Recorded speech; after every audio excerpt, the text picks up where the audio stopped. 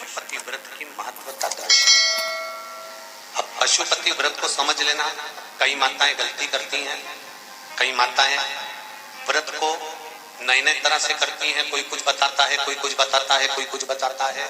उस व्रत को आप समझ लीजिए, पशुपति व्रत। पशुपति व्रत 5 सोमवार का होता है।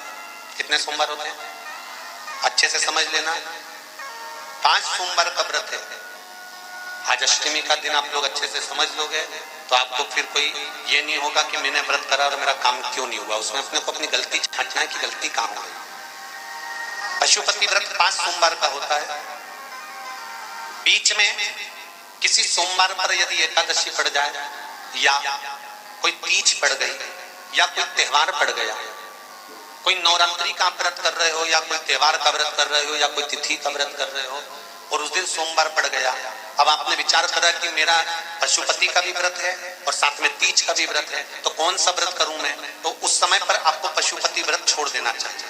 फिर आप तीज का व्रत कर लो या चतुर्थी का करती हो तो चतुर्थी का करो, छठ का करती हो तो छठ का करो, नवरात्र के व्रत करती हो तो नवरात्र के करो। 5 व्रत पशुपति होते हैं।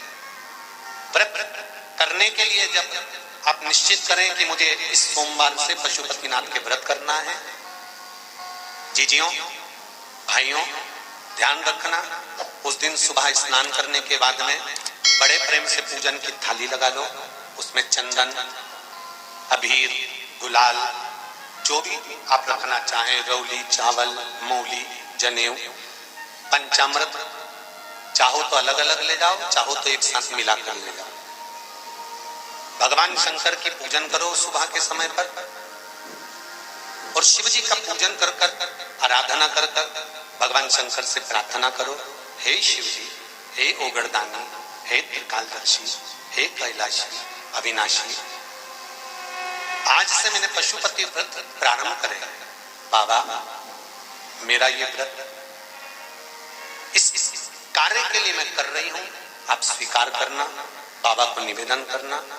पूजन का सामान थाली में उतना लेकर जाना कि सुबह भी काम आ जाए और शाम को भी काम आ जाए। अलग से पूजन का साहित्य में शाम को अलग से नहीं रखना, थाली में उतना ही रख के ले जाओ जितना सुबह भी काम आए और शाम को भी। बाबा को निवेदन कर कर पूजा की थाली वापस ले आओ। शाम के समय पर घर में मीठा बनाओ, 6 दिए रखो थाली के अंदर घी के और दिए रखकर मीठा ले जाकर मंदिर में पूजन करो।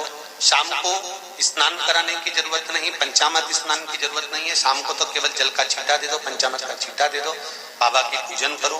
पूजन कर कर प्रसाद के पहले 3 हिस्से करने के बाद फिर आप दिया लगाइए। फिर बाबा को कितने दिए लगाना है? जम के बोलो, 5 दिए लगाना है आपको शंकर भगवान। 5 दिए लगाइए, एक एक दिया जलाते जाएं और शंकर भगवान से पहले सोमवार को दिया जलाते समय अपने हृदय की बात कहते जाएं। 5 दिए पूरे हो जाएं, छठा दिया जलाना नहीं है, उसको थाली में वापस रख दें।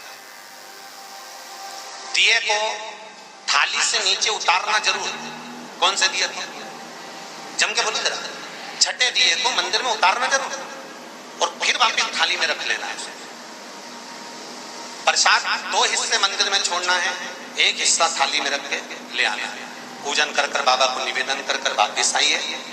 शाम को जब घर में प्रवेश करो, सीधे हाथ की ओर घर में अंदर जाते समय अपना जो राइट हैंड, अपना जो सीधा हाथ है उस ओर बैठो और बैठने के बाद उस दिए को प्रकट कर लो, प्रज्वलित कर लो। वहां पर भी शिव जी से प्रार्थना करो, हमारा ये कार्य है सफल करिएगा। बाबा से निवेदन करके घर के अंदर प्रवेश कर जाओ। भोजन जब जीने के लिए बैठो, भोजन करने के लिए बैठो, सबसे पहले जो प्रसाद लेकर आए हो उस प्रसाद को खाइए। जो प्रसाद आप लेकर आए उस प्रसाद में से किसी को नहीं देना है, आप अकेले खाना। उतना ही प्रसाद लेकर जाना जितना खब जाए, छोड़ना भी नहीं। सबसे पहले प्रसाद खाइए, उसके बाद में भोजन करिए। इस व्रत में सुबह आप फलाहार कर सकते हो, शाम को भोजन कर सकते हो।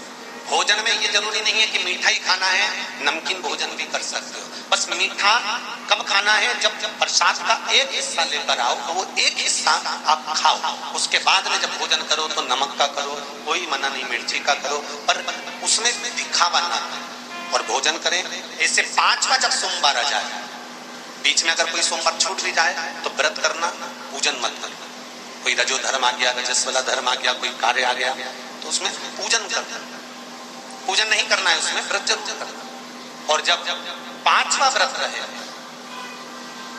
और 5वां व्रत जब रहे तो उस 5वें व्रत में जब सुबह पूजन करिए और शाम को पूजन करो तो शाम को भगवान पर 108 या तो चावल के दाने, मूंग के दाने या बेलपत्र या फूल की पत्ती, जो भी 108 चढ़ा सकते हो भगवान को चढ़ाकर एक श्रीफल 11 रुपए उस पे रखकर शिव जी से निवेदन कर कर घर पर आ जाइए, दिया लगाइए और बाबा से निवेदन कर कर प्रसाद पाइए। अगर नियम से कर लिया तो मेरा विश्वास कहता है 5 सोमवार के अंदर ही आपका काम हो जाएगा, 5वें तक पहुंचोगे। ये शिव श्री शिवाय नमस्तुभ्यम, हर हर महादेव, जय महाकाल। मित्रों, आज के इस वीडियो में गुरुजी ने पशुपति व्रत की संपूर्ण विधि बताई। अगर आपने यहाँ तक वीडियो देखा है तो आप अच्छी तरह से समझ गए होंगे कि आपको पशुपति व्रत कैसे करना चाहिए और इसके व्रत के करने से क्या फल आपको मिलता है। पशुपति व्रत बहुत ही चमत्कारी व्रत है। यह व्रत करने से आपकी हर मनोकामना पूरी होती है, चाहे आपकी नौकरी से संबंधित मनोकामना हो, चाहे आपके बच्चों की शादी से संबंधित मनोकामना हो, चाहे आपकी व्यापार से संबंधित मनोकामना हो, चाहे आपकी किसी रोग से संबंधित मनोकामना हो, किसी भी प्रकार की अगर आपकी मनोकामना है तो पशुपति व्रत करने से अवश्य पूरी होती है। पर यह व्रत आपको पूरा नियम से करना होता है। अगर हम एक भी गलती कर देते हैं तो इस व्रत का फल हमें नहीं मिलता। इसलिए जब भी आप पशुपति व्रत करें तो सबसे पहले अच्छी तरह से समझ लें कि आपको कैसे ये व्रत करना है। पशुपति व्रत आपको 5 सोमवार करना होता है। किसी भी सोमवार के दिन आप ये व्रत शुरू कर सकते हैं। जरूरी नहीं है कि आपको ये व्रत लगातार करना है।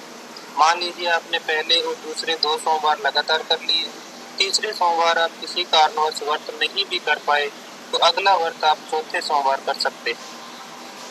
कहने का मतलब यही है कि आपको 5 सोमवार संपूर्ण करने। 5वें सोमवार आपको इस व्रत का उद्यापन कर देना है। उद्यापन भी बहुत ही सरल है, जैसा गुरुजी ने बताया है उसी विधि से अगर आप ये व्रत करते हैं तो आपकी मनोकामना महादेव अवश्य पूरी करते हैं। मैं उम्मीद करता हूँ कि आपको वीडियो अच्छा लगा होगा। अगर वीडियो पसंद आया तो वीडियो को लाइक करें और कमेंट में महादेव के नाम का एक जयकारा जरूर लगाएं। अगर आप वीडियो पहली बार देख रहे हैं तो चैनल को सब्सक्राइब करके बेल आइकन को जरूर प्रेस करें ताकि जब भी मैं अगला वीडियो लेकर आऊँ तो सबसे पहले नोटिफिकेशन आप तक पहुँच सके। और अंत में आप सबसे यही कहूँगा कि अगर गुरुजी द्वारा बताए गए किसी भी उपाय से आपको लाभ हुआ है तो कमेंट में पूरी डिटेल के साथ जरूर बताना, जिससे दूसरे लोगों को भी पता लगे कि किस उपाय से क्या लाभ होता है। आज के वीडियो में इतना ही। मिलते हैं किसी अगले वीडियो में नए उपाय के साथ। श्री शिवाय नमस्तुभ्यम, हर हर महादेव, जय महाकाल।